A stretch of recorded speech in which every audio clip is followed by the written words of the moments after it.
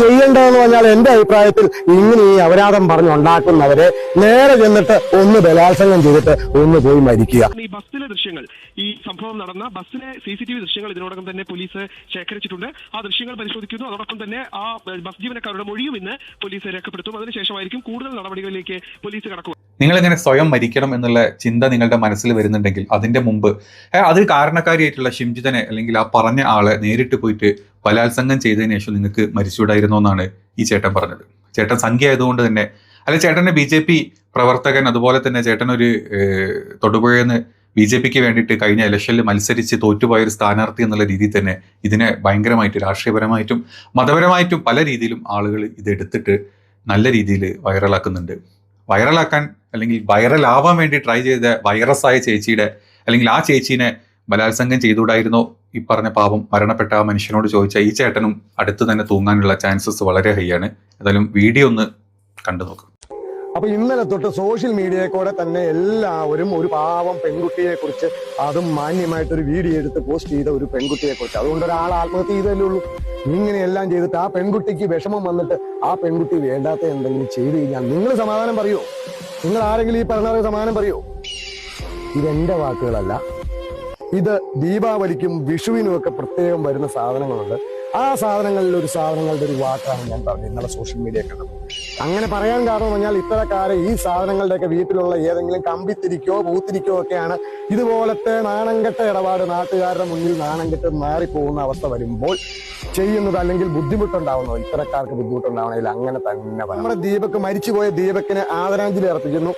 ഇനി ഇതിന്റെ അകത്തൊക്കെ പീഡന കേസിൽ ജയിലിൽ പോയാലും നിങ്ങൾക്കൊക്കെ എന്തിനാ പേടിക്കണേ? നമ്മുടെ സർക്കാർ, സന്മനസ്സുള്ള സർക്കാർ 620 രൂപ വെച്ച് നമുക്കൊക്കെ ഈ എന്ത് കേസ് കെട്ടിയും ചെന്നാൽ ദിവസം ചുമ്മാ ഇരുന്ന് 4 നേരം ഫുഡും എല്ലാം കഴിഞ്ഞ് 620 രൂപ കിട്ടും. ഇനി എന്തിനു പേടി? മാനസികമായി ചേട്ടൻ ഇതുവരെ പറഞ്ഞത് വളരെ സത്യമായിട്ടുള്ള കാര്യമാണ്. ഇപ്പം നടന്നുകൊണ്ടിരിക്കുന്നത്, നമ്മുടെ സമൂഹത്തിലാണെങ്കിലും നടന്നുകൊണ്ടിരിക്കുന്ന കാര്യം അത് തന്നെയാണ്. ഇപ്പം നമ്മളും വീഡിയോ ചെയ്ത സമയത്ത് പറഞ്ഞു അല്ലേ, നിനക്കൊക്കെ പോയി തൂങ്ങി ചത്തൂടടിയെന്ന് ചോദിച്ചു. ഇതിലും ഭേദം അതാണെന്നുള്ളത് നമ്മൾ പറഞ്ഞു, ഒരുപാട് പേര് പറഞ്ഞു. പക്ഷെ ഇവിടുന്ന് അങ്ങോട്ട് ചേട്ടൻ ചില കാര്യങ്ങൾ പറയുന്നുണ്ട്. അത് ചേട്ടനെ വരെ പൊക്കാനുള്ള പോലീസിനുള്ള വകുപ്പാണ് എന്നുള്ളതാണ് സത്യം. ഒന്ന് കേട്ട് നോക്കും. താങ്ങാൻ പറ്റില്ലാത്ത, മനസ്സിന് വലിപ്പമില്ലാത്ത ആളുകളോട് മാത്രമായിട്ടാണ് എനിക്കിനി പറയാനുള്ളത്. ഇത്തരം ദുരനുഭവങ്ങൾ ഇനിയും ആണുങ്ങൾക്ക് പലതും നേരിടേണ്ടി വരും. അപ്പോൾ ചെയ്യേണ്ട കാര്യം എന്ന് പറഞ്ഞാൽ എന്തായാലും ഇങ്ങനെ ഈ ആവശ്യമില്ലാത്ത അല്ലെങ്കിൽ അനാവശ്യമായി ഇങ്ങനെ ഒരു നാണം കെടുത്താൻ ഒരു ശ്രമം നടന്നു കഴിഞ്ഞാൽ, മരിക്കണമെന്ന് തോന്നി നമ്മൾ ഉറപ്പിച്ച് പിന്നെ നാണം കെട്ടു മരിക്കണമെന്ന് തോന്നിയാൽ ചെയ്യേണ്ടതെന്ന് പറഞ്ഞാൽ എന്റെ അഭിപ്രായത്തിൽ ഇങ്ങനെ ഈ അപരാധം പറഞ്ഞുണ്ടാക്കുന്നവരെ നേരെ ചെന്നിട്ട് ഒന്ന് ബലാത്സംഗം ചെയ്തിട്ട് ഒന്ന് പോയി മരിക്കുക. അപ്പോൾ നമ്മൾ ചെയ്ത കുറ്റം ചെയ്തു എന്നുള്ള ആ മനസ്സിന്റെ ആ പശ്ചാത്താപത്തോടെ മാന്യമായിട്ട് മരിക്കാം. അല്ലാണ്ട് ഇതൊരു കുറ്റവും ചെയ്യാണ്ട് നമ്മൾ ഒരു ഭീരുവിനെ പോലെ മരിക്കേണ്ട ഒരു കാര്യവുമില്ല. ഇവിടെയൊക്കെ നിയമം എന്ന് പറഞ്ഞാൽ, ഇപ്പോൾ നിലവിലുള്ള നിയമം എന്ന് പറഞ്ഞാൽ, ഇപ്പൊ ഇങ്ങനെ വന്നു കഴിയുമ്പോൾ പെണ്ണുങ്ങളെ, ലേഡീസ് എല്ലാം അതിജീവിതയാവും. അല്ലാത്ത നമ്മുടെ ആണുങ്ങൾ, പുരുഷന്മാരെല്ലാം അപരാധി പോലും ആകും. അതാണ് ഇപ്പോഴത്തെ അവസ്ഥ. അത് ഒരു മാറ്റം വരണം. അപ്പൊ നിങ്ങൾ എല്ലാവരിലേക്ക് എത്തിക്കുക. എന്റെ അഭിപ്രായം ശരിയാണോ തെറ്റാണോ എന്ന് എന്ത് വേണമെങ്കിലും എഴുതോ. ഇതാണ് പ്രശ്നം.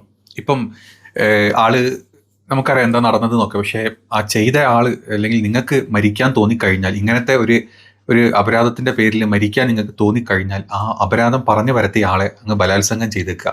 എന്നിട്ട് വേണേൽ നിങ്ങൾ പോയിട്ട് മരിച്ചോളാനാണ് ഈ ചേട്ടൻ പറഞ്ഞത്. ഏതാണെങ്കിലും ചേട്ടൻ തൊടുപുഴക്കാരനാണ്. ചേട്ടന്റെ പേര് ഡീറ്റെയിൽസ് ഒക്കെ ഇപ്പോൾ ഓൾമോസ്റ്റ് പല ഇതിലും വന്നു കഴിഞ്ഞിട്ടുണ്ട്. പല എന്താ പറയാ, സോഷ്യൽ മീഡിയയിൽ എല്ലാത്തിലും ഇപ്പോൾ വൈറലായിക്കൊണ്ടിരിക്കുന്നുണ്ട് ചേട്ടൻ. പക്ഷെ ചേട്ടൻ ആ പറഞ്ഞ കാര്യം, അത് ചേട്ടൻ പറഞ്ഞത് കൂടി പോയോ അല്ലെങ്കിൽ കുറഞ്ഞു പോയോ എന്നുള്ളതല്ല. അത് നമ്മൾ പറയുമ്പം ഒരുപാട് കാര്യങ്ങൾ, പ്രശ്നങ്ങൾ അതിലുണ്ട്. ഇത് കണ്ട് ഇൻസ്പയർഡ് ആവുമോ എന്നുള്ളതല്ല. കാരണം പലരും ഈ ഒരു കാര്യത്തിന് ആ പെണ്ണ് ചെയ്ത അപരാധം കൊണ്ട് ഞാൻ നിനക്ക് തോന്നുന്നു അല്ലെങ്കിൽ നിനക്ക് പോയി ചത്തൂടടി എന്ന് ചോദിച്ചിട്ടുണ്ടെങ്കിൽ അത് ആ ഒരു പെണ്ണിനെ ഫോക്കസ് ചെയ്ത് നമ്മൾ പറഞ്ഞിട്ടുണ്ട്. പക്ഷേ ചേട്ടൻ ഈ പറഞ്ഞതിൽ, അതായത് ഇത്തരത്തിലുള്ള അപരാധങ്ങൾ പറഞ്ഞു എന്ന് തോന്നിക്കഴിഞ്ഞാൽ ഇനി അങ്ങോട്ട് തോന്നുന്ന ആളുകളോടും കൂടെ പറഞ്ഞിരിക്കുകയാണ് നിങ്ങൾ ആദ്യം ചെയ്യേണ്ടത്. നേരെ പോയിട്ട് അങ്ങോട്ട് ബലാത്സംഗം ചെയ്തേക്കുക. എന്നിട്ട് നിങ്ങൾ ജയിലിൽ പോവേ, നിങ്ങൾ മരിക്കുകയെ, നിങ്ങൾ എന്ത് വേണമെങ്കിലും ചെയ്തോ. പിന്നെ ആ സമാധാനത്തിൽ നിങ്ങൾക്ക് മരിക്കുക എന്നുള്ളതാണ്. ഇത് ഭാവിയിലേക്കുള്ള ആൾക്കാർക്ക് അല്ലെങ്കിൽ അത്തരത്തിലുള്ള ആളുകളെ മാനിപ്പുലേറ്റ് ചെയ്യാം എന്നുള്ള രീതിയിൽ പോലീസിന് ഇതിൽ സ്വമേധയാ കേസെടുക്കാം. ചേട്ടൻ ഒരു BJP പ്രവർത്തകനാണ്. ചേട്ടൻ BJPയുടെ കാൻഡിഡേറ്റ് ആയിട്ട് കഴിഞ്ഞ തദ്ദേശ തെരഞ്ഞെടുപ്പിൽ തൊടുപുഴയിൽ നിന്ന് മത്സരിച്ചിട്ടുള്ള ഒരാളാണ്. ചേട്ടൻ്റെ പേര് അജയ് അങ്ങനെ എന്തോന്നാണ്. അപ്പം ഇത്രയും പറഞ്ഞ സ്ഥിതിക്ക് ഇപ്പം ഇനി ഇത് കയറി അല്ലെങ്കിൽ ഇതുമ കയറി ആൾക്കാർ പിടിക്കും. കഴിഞ്ഞ ഇന്നലെ നമ്മൾ പറഞ്ഞ ഒരു കാര്യമുണ്ട്, ഇതിൽ രാഷ്ട്രീയമോ അതല്ലെങ്കിൽ ഇതിൽ ഈ മതമോ ഒന്നും കുത്തിക്കയറ്റേണ്ട കാര്യമില്ല. ഇപ്പം ഈ സംഘികളുടെ കൂട്ടത്തിൽ കുറേ പേര് ഇതിലോട്ട് മതം കുത്തിക്കയറ്റി നമ്മൾ കണ്ടു കഴിഞ്ഞ ദിവസം. അതായത് നമ്മുടെ നാട്ടിലെ ഏറ്റവും ടോപ്പ് ക്ലാസ് വിഷപ്പാമ്പുകളായിട്ടുള്ള സംഘികളെ പോലെ വേറെ ആരുമില്ല. ആ കൂട്ടത്തിൽപ്പെട്ട ഏറ്റവും കൂടിയ ഇനങ്ങളായിട്ടുള്ള ലക്ഷ്മികാനത്ത്, അതുപോലെ തന്നെ മറ്റേ കേസില്ല വക്കീലുണ്ടായില്ല ഒരു പരമനാറി, ആ നാറി, അതുപോലെ തന്നെ അങ്ങനെ കുറച്ച് പേരാണ് ഇതിനെതിരെ ഹൂറികളാക്കിയിട്ടും അതിൽ ജിഹാദ് കലർത്തിയിട്ടും അതിൽ മുസ്ലിങ്ങളെ കുത്തിക്കയറ്റിയിട്ടും ഒക്കെ പ്രശ്നങ്ങൾ അല്ലെങ്കിൽ പറഞ്ഞു വരുത്തുന്നത്. അപ്പൊ ആ കൂട്ടത്തിൽ ഇപ്പം ഈ ഒരു സംഭവം BJP പ്രവർത്തകനാണ്, അതുകൊണ്ട് തന്നെ BJPയുടെ ഒരു കാൻഡിഡേറ്റ് ആണ്. അയാൾ പറഞ്ഞ കാര്യത്തിലോട്ട് അതിൽ രാഷ്ട്രീയം കാണുന്ന ആൾക്കാരുണ്ടാവും, അല്ലെങ്കിൽ അതിൽ മറ്റ് പലതും കാണുന്ന ആൾക്കാരുണ്ടാവും. പക്ഷേ നമ്മൾ ഇൻഡയറക്റ്റ് പുറത്തുനിന്ന് സംസാരിക്കുകയാണെങ്കിൽ ഇത് ചേട്ടൻ കുടുങ്ങാനുള്ള എല്ലാ ചാൻസും ഉണ്ട്, അല്ലെങ്കിൽ ചേട്ടനെ പൊക്കാനുള്ള വളരെ ചാൻസുകൾ വളരെ ഹൈ ആണ് ഈ ഒരു വീഡിയോ ഇട്ടതിലൂടെ. ഇനി ഷിംജിതയുടെ കേസിലോട്ട് വന്നു കഴിഞ്ഞാൽ ആള് മുങ്ങി എന്നാണ് അറിയപ്പെടുന്നത്. പലരും പല വീഡിയോയും ചെയ്തു. അത് മാത്രമല്ല, പോലീസിന് കഴിഞ്ഞ ദിവസം ഈ ബസ്സിലെ CCTV ദൃശ്യങ്ങൾ അവർ കംപ്ലീറ്റ്ലി എടുത്തിട്ടുണ്ട്. കാരണം അതിൽ ബസ്സിലെ CCTV ഒക്കെ വർക്കിംഗ് ആയിരുന്നു. ആ CCTV ദൃശ്യങ്ങൾ A to Z ഈ പെണ്ണും അതുപോലെ തന്നെ ഈ ദീപക്കും കയറുന്ന സമയം മുതൽ അവർ ഇറങ്ങി വരുന്ന എല്ലാ സമയവും ക്യാപ്ചർ എടുക്കുന്നുണ്ട് എന്ന് പറയുന്നുണ്ട്. അതുപോലെ തന്നെ ഈ ലേഡിയുടെ കയ്യിലുണ്ടായിരുന്ന നമുക്കറിയാം, ആ ഒരു വീഡിയോ എന്ന് പറഞ്ഞു കഴിഞ്ഞാൽ എഡിറ്റ് ചെയ്ത വീഡിയോ ആണ്.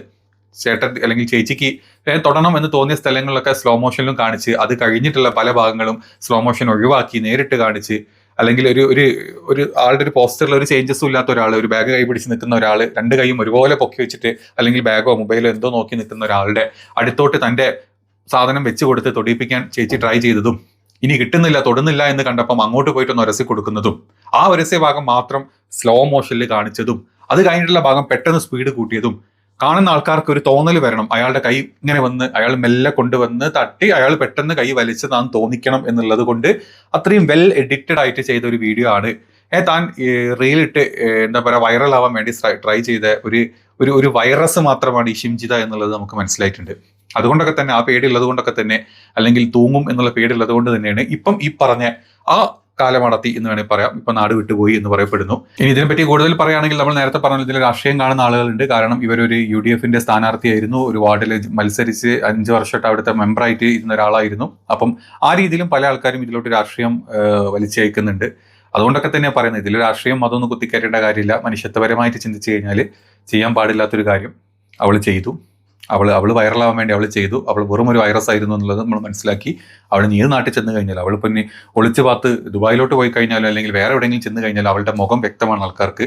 ആരെവിടെ വെച്ച് കണ്ടു കഴിഞ്ഞാൽ സ്പോട്ടിൽ പിടിച്ചോളൂ. ഇനി ഇവിടെ രാജ്യം വിട്ടു പോയിട്ടുണ്ടെങ്കിൽ നമ്മുടെ എന്താ പറയുക സിസ്റ്റം വളരെ ഈസി ആയിട്ട് എടുക്കാൻ പറ്റും. ആളുടെ പാസ്പോർട്ടും ബാക്കി ഡീറ്റെയിൽസും വെച്ചിട്ട് ആള് ഇന്ത്യ ക്രോസ് ചെയ്ത് പോയിട്ടുണ്ടോ അല്ലെങ്കിൽ വേറെ സ്ഥലത്തോട്ടാണോ പോയെന്നൊക്കെ വളരെ വ്യക്തമായിട്ട് വിത്തിൻ ഇന്നോ നാളെ തന്നെ ആ ഡീറ്റെയിൽസ് ഒക്കെ കിട്ടും. അതൊന്നും വലിയ ബുദ്ധിമുട്ടുള്ള കാര്യമില്ല. ഇന്ത്യക്കകത്ത് തന്നെ ഒളിച്ചിരുന്നാലാണ് നമ്മൾ നടന്ന് അല്ലെങ്കിൽ മൊബൈൽ ട്രേസ് ചെയ്തിട്ടും വണ്ടി ട്രേസ് ചെയ്തിട്ടും ഒക്കെ പിടിക്കേണ്ട കാര്യം. അതിൽ രാജ്യം വിട്ട് കഴിഞ്ഞാൽ ഏത് രാജ്യത്തോട്ടാണ് പോയത് എന്നുള്ളത് വളരെ ഈസി ആയിട്ട് നമ്മുടെ നാട്ടിൽ ഇപ്പം സിമ്പിൾ ജസ്റ്റ് പാസ്പോർട്ട് ഒന്ന് ട്രേസ് ചെയ്ത് കഴിഞ്ഞാൽ നമുക്ക് മനസ്സിലാക്കാൻ പറ്റുന്ന കാര്യമാണ്. അപ്പോൾ ഇവൾ ഏത് നാട്ടിൽ ചെന്ന് കഴിഞ്ഞാലും ഇവളെ കാണു കിട്ടുന്നവർ അത് ഏത് വലിയ എന്താ പറയുക ആൾക്കൂട്ടത്തിലാണെങ്കിലും പറഞ്ഞേക്കുക, ധൈര്യമായിട്ട് പ്രതികരിച്ചോളാം. നീ എല്ലടി അത് ചോദിക്കാനുള്ള ഒരു കഴിവ് എല്ലാവർക്കും ഉണ്ടാവട്ടെ. അത് ചോദിക്കുകയും വേണം. അങ്ങനെ കണ്ടു കഴിഞ്ഞാൽ ഒരു അറിയിക്കുകയും വേണം പോലീസിന്, ഇവളെ അവിടെ കണ്ടല്ലോ അത് ചോദിക്കണം. അല്ലെങ്കിൽ അവളെ പിടിച്ചു വെച്ചാൽ ഒരു കുഴപ്പമില്ല, അത് നിയമം കയ്യിലെടുക്കലല്ല, അത് നിയമത്തിനെ സഹായിക്കൽ മാത്രമായിരിക്കും, അല്ലെങ്കിൽ പോലീസിനെ ഹെൽപ്പ് ചെയ്യൽ മാത്രമായിരിക്കും. അതിൻ്റെ അപ്പുറത്തോട്ടൊന്നും അതിന് പ്രശ്നങ്ങൾ വരാൻ പോകുന്നില്ല എന്നാണ് നമ്മൾ മനസ്സിലാക്കുന്നത്. ഏതാണെങ്കിലും കിട്ടിയ CCTV ദൃശ്യങ്ങൾ നോക്കിക്കഴിഞ്ഞാൽ ബസ്സിലെ അവസ്ഥകൾ മനസ്സിലാക്കാൻ പറ്റും. ബസ്സിൽ ഇവൾ എന്ത് ചെയ്തു അല്ലെങ്കിൽ ദീപക് എന്ത് ചെയ്തു എന്നുള്ള കംപ്ലീറ്റ് ഡീറ്റെയിൽസും ആ ബസ്സിലെ CCTV ക്ലിയർ ആണെങ്കിൽ, അല്ലെങ്കിൽ ഇവരെ ആ CCTVയിൽ പതിഞ്ഞിട്ടുണ്ടെങ്കിൽ തീർച്ചയായിട്ടും മനസ്സിലാക്കാൻ പറ്റും. അതും പോലീസിന് എത്രയും പെട്ടെന്ന് തന്നെ ചെയ്യാൻ പറ്റട്ടെ. ഇനി ഇവൾ അതിനേക്കാൾ കൂടുതൽ വലിയ ഒരു എന്താ പറയുക ഒളിവിലോട്ടൊക്കെ ഇവളെ എത്തിപ്പെടാതിരിക്കാൻ വേണ്ടിയിട്ട് കാണുന്ന ആൾക്കാരും ഇത് അറിയുന്ന ആൾക്കാരും മാക്സിമം ട്രൈ ചെയ്യുക അല്ലെങ്കിൽ ഹെൽപ്പ് ചെയ്യുക എന്നാണ് ഇതിൽ പറയാനുള്ളത്.